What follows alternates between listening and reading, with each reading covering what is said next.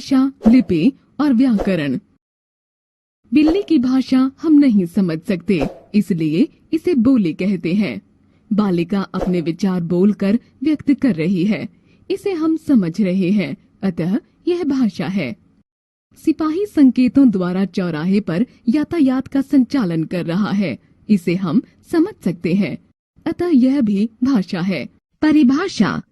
भाषा वह माध्यम है जिसके द्वारा मनुष्य अपने विचारों व भावों को दूसरों तक पहुंचाता है तथा उनके विचारों को जान सकता है।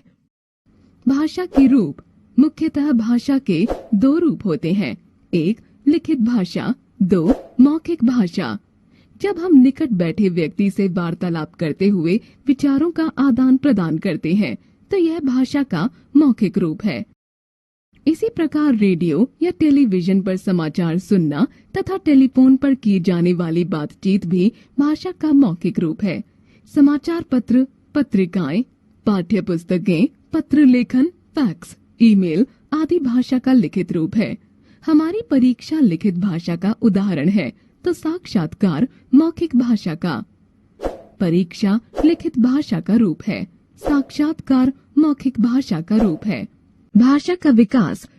प्रारंभ में मनुष्य जाति में संभवतः संकेतों तथा विभिन्न ध्वनियों के माध्यम से विचारों का आदान प्रदान किया जाता था। ज्ञान वृद्धि में सुधार के कारण पहले मौखिक भाषा तथा बाद में लिखित भाषा का विकास हुआ। विश्व की प्राचीनतम भाषाओं में मिस्र की हायरोग्लिफिक्स व सिंधु घाटी की सभ्यता की चित्रात्मक लिपि मुख्य है। भाषा का महत्व। यह भाषा ही है जो मनुष्य को अन्य पशु पक्षियों से श्रेष्ठ बनाती है। भाषा सभ्य समाज की नींव है। ज्ञान व ध्यान की रीढ़ भी भाषा ही है। भाषा के अभाव में कोई भी समाज आगे नहीं बढ़ सकता। भाषा भंडार। संसार में वर्तमान में लगभग 7,400 भाषाएं व उपभाषाएं बोली, लिखी व पढ़ी जाती हैं, जबकि इनमें से बहुत सी भाषाएं लुप्त हो चुकी हैं। भारत में अनेक भाषाएं विभिन्न प्रांतों में प्रयुक्त होती हैं, जैसे बंगाली, उड़िया, मराठी, पंजाबी, गुजराती, तमिल, तेलुगु, असमिया आदि। हिंदी भाषा का प्रयोग भारत में सर्वाधिक होता है, अतएव हिंदी भाषा को भारत की राष्ट्रभाषा घोषित किया गया है।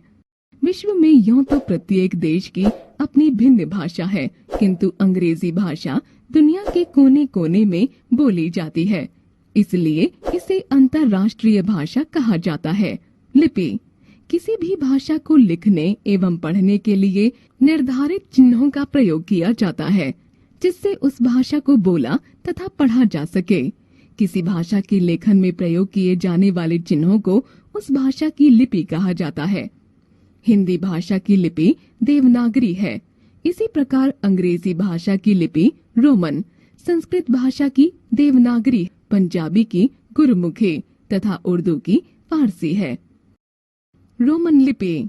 मैं विद्यालय जा रहा हूँ। देवनागरी लिपि। व्याकरण।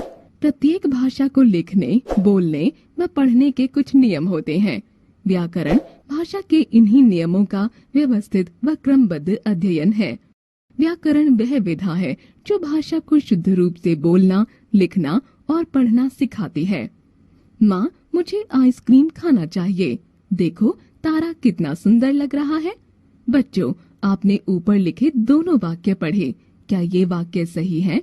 नहीं, पहला वाक्य इसलिए गलत है क्योंकि कथन का आशय ही बदल गया है।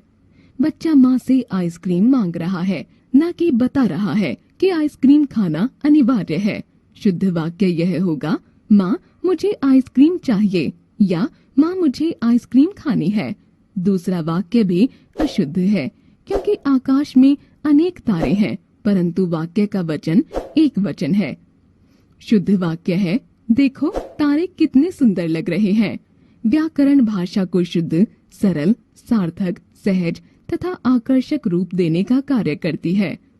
हमने सीखा, अपने विचारों व भावों को दूसरों तक पहुंचाने का सशक्त व एकमात्र साधन ही भाषा है। भाषा मौखिक और लिखित रूपों में प्रयुक्त होती है। हिंदी भारत की राष्ट्रभाषा है, जबकि अंग्रेजी अंतर्राष्ट्रीय भाषा है। भाषा को लिखने में प्रयोग किए जाने वाले निर्धारित चिन्हों को लिपि कहते हैं। हिंदी भाषा देवनागरी लिपि में लिखी जाती है। व्याकरण भाषा को नियमों में बांधकर शुद्ध, सार्थक व सुंदर बनाने की विधा है।